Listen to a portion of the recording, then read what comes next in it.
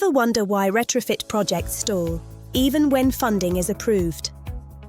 Most people think it's paperwork, or policy, or homeowner hesitation. It's capacity gaps. Assessors aren't always available when demand spikes, especially regionally. When assessor capacity lags, everything slows down. Surveys stack up. Decisions pause. Delivery timelines stretch. The industry is moving toward on-demand, region-based assessor activation. Capacity that appears when it's needed, not months later. Retrofit doesn't stall because people don't want it. It stalls when capacity isn't planned for.